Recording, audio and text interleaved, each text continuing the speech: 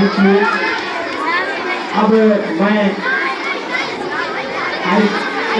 जो हमारे शिक्षक हैं साहब, मैं उनको आज्ञा करता हूँ हम क्षेत्र में बच्चों को प्रेरित करें इसको गणतंत्र दिवस के अवसर पर। हेलो, गुड मॉर्निंग, सुप्रभातम। यही आगाज है मेरा, यही अंजाम होना चाहिए। यही आगाज है मेरा, यही अंजाम होना चाहिए। वतन पर मरने लिखने वालों का यही अरमान होना चाहिए। यही आगाज है मेरा, यही अंजाम होना चाहिए। वतन पर मरने लिखने वालों का यही अरमान होना चाहिए। चाहे आप पढ़ते हो गीता, चाहे आप पढ़ते हो कुरान, चाहे आप पढ़ते हो गीता, चाहे आप पढ़ते हो कुरान, हमारे दिल में सदा हिंदुस्तान होना चाहिए।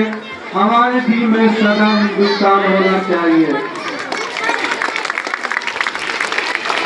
दूरदर्शी नेतृत्व देने वाले हमारे आदरणीय प्रिंसिपल सर, प्रिंसिपल मैम, मुख्य अतिथिगण और हमारे अभिभावकगण, चरित्र निर्माण और राष्ट्र के नींव रखने वाले शिक्षक, ससम्मानित हमारे शिक्षकगण और भारत के उज्जवल भविष्य हमारे प्यारे बच्चे और बच्चियां। सबसे पहले हम उन तमाम स्वतंत्रता सेनानी, मुजाहिदीन आजादी, जिन लोगों ने इस देश को आजाद कराने के लिए तन के गोरे मन के काले इंसान अंग्रेजों को इस देश से भगाने के लिए अपनी जान की कुर्बानी दी, उन्हें हम अपने तहे दिल से खिराज अकीदत पेश करता हूँ। उसके बाद उन तमाम विद्वानों को जिनकी मेहनत और लगन कोशिश से हम भारतवासियों को 13 केजी का लिखित रूप में संविधान दिया, उन्हें भी खिराज अकीदत पेश करता हूँ। और साथ ही साथ आप तमाम लोगों को गणतंत्र दिवस का मुबारकबादी पेश करता हूँ। इतिहास गवाह है कि तन के गोरे मन के काले इंसान ये अंग्रेज हम भारतवासियों पर किस तरह से अत्याचार किए। 1 सदी नहीं 2 सदी हम भारतवासियों के खून से नहाया हुआ है। हमारा देश भारत तो आजाद हो चुका था, लेकिन हमारे सामने बहुत सारी परेशानियां थी, भूखमरी की, अज्ञानता की, एजुकेशन की, और बहुत सारे धर्म के लोग तो एक साथ कैसे मिलजुल करके रहा जा सके, भाईचारा कैसे काम किया जा सके, इसके अलावा भी बहुत सारी परेशानियां थी। हमारा देश भारत तो आजाद हो चुका था, लेकिन हमारे पास कोई ऐसा नियम और कानून नहीं था, कोई संविधान नहीं था जिसके अधीन होकर हम लोग जो है कि इस देश को आगे बढ़ा सके, इस देश के सिस्टम को सही तरीके से चलाया जा सके। ऐसे वक्त में कुछ लोगों का मानना था कि ये देश चलेगा ओम नमः शिवाय से, ये देश चलेगा ओम नियम से।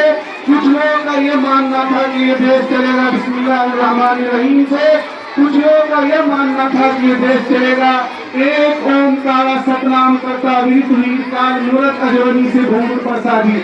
बहुत सारी परेशानियां थी। ऐसे वक्त में ऐसे संविधान, ऐसे नियम की जरूरत और कानून की जरूरत थी जो ऊंच नीच को खत्म कर सके, जात पात को खत्म कर सके और सारे धर्म के लोग आपस में कैसे मिलजुल करके रहे, भाईचारा कैसे कायम रहे। तो मैं उन महान विद्वान लोगों का शुक्रिया अदा करता हूँ जिनके मेहनत और लगन से 2 साल 11 महीना 18 दिन में 26 नवंबर 1949 को हमारा संविधान बनकर तैयार हुआ।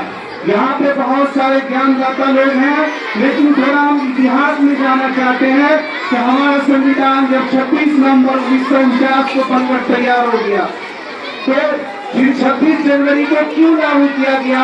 तो 1929 का अधिवेशन चल रहा था कांग्रेस पार्टी का लाहौर में, उसकी अध्यक्षता कर रहे थे पंडित जवाहरलाल नेहरू ने। उन्होंने एक निर्णय लिया था और एक फैसला लिया था कि हम अंग्रेजों के सामने अब गिराएंगे नहीं, अंग्रेजों के सामने अब झुकेंगे नहीं, हमें पूर्ण स्वराज चाहिए। और उन्होंने उसी अधिवेशन में ये भी निर्णय लिया था, अब जो 1930 आएगा उसका जो पहला महीना होगा यानी जनवरी के लास्ट संडे को हम लोग जो है कि झंडा तुलन करेंगे, झंडा फहराएंगे। और जब 1930 आया तो रावी नदी के तट पर झंडा तुलन किया गया और ये भी घोषणा किया गया कि हम लोग जो है कि हमेशा हर साल जो है झंडा तुलन करेंगे। इससे अंग्रेजों को जो है कि चिढ़ हुए या अंग्रेज को मिर्ची लगे और हम मिर्ची लगाएंगे। और मेरे दोस्तों, इसको मिनी आजादी कहा गया। जब हमारा संविधान 26 नवंबर 1949 को बनकर तैयार हो गया तो लोगों ने कहा कि अगर इसको आज ही लागू कर दिया जाए तो 26 जनवरी का जो महत्व है, जो अहमियत है, वो खत्म हो जाएगा, क्योंकि इससे इतिहास जुड़ा हुआ था। इसलिए हमारा संविधान तो 26 नवंबर 1949 को बनकर तैयार हो गया और हम भारतवासी 26 नवंबर को संविधान दिवस मनाते हैं। लेकिन इस दिन के महत्व को बरकरार रखने के लिए 26 जनवरी को इसको लागू किया गया। मेरे दोस्तों, हमारे संविधान में जहाँ सामाजिक, आर्थिक और राजनीतिक इंसाफ की बात कही गई है, वही आर्टिकल 14 हम तमाम भारतवासियों को बराबरी का अधिकार और हक देता है और आर्टिकल 19 हम तमाम भारतवासियों को आजादी का हक देता है। आर्टिकल 23 हम तमाम भारतवासियों को अत्याचार के खिलाफ आवाज उठाने का जो है अधिकार और हक देता है। हमारे संविधान में ये भी लिखा हुआ है कि भारत के किसी भी हिस्से में जबान की बुनियाद पर, रंग और नस्ल की बुनियाद पर, जातिवाद पर, धर्म के आधार पर और कोई भेदभाव नहीं किया जाएगा। मेरे दोस्तों, जहाँ हमारा संविधान हमें ये अधिकार देता है तो हम पर कुछ जिम्मेदारी भी आज करती है। इसलिए तो हम भारतवासी कहते हैं सारे जहाँ से अच्छा हिंदू सीता हमारा, हम बुलबुले हैं इसकी, यह गुलसिता हमारा, हिंदी है हम वतन है, हिंदू सीता हमारा, मजहब नहीं सिखाता आपस में बैर रखना।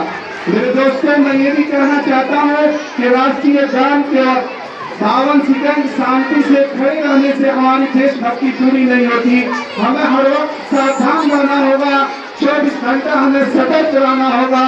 इससे जो धार्मिक कट्टरता फैलाने वाले लोगों से, जात पात करने वाले लोगों से, भेदभाव करने वाले लोगों से और तमाम धर्म को धर्मांतरण कराती मिशनरियों से और अफवाह फैलाने वाले लोगों से, हिंसा फैलाने वाले लोगों से, तब जाकर हमारा देश और हमारा गणतंत्र, हमारा लोकतंत्र मजबूत और स्ट्रॉन्ग होगा।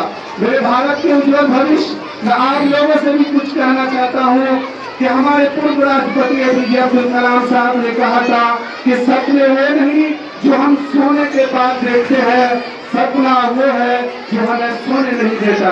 अगर आप सफल होना चाहते हैं, अगर आप कामयाब होना चाहते हैं तो आपको मेहनत करनी पड़ेगी। आपको जो है मेहनत और जो है किताब से दिल लगाना पड़ेगा, क्योंकि इंतजार करने वाले को इतना ही मिलता है जितना कोशिश करने वाले छोड़ देते हैं।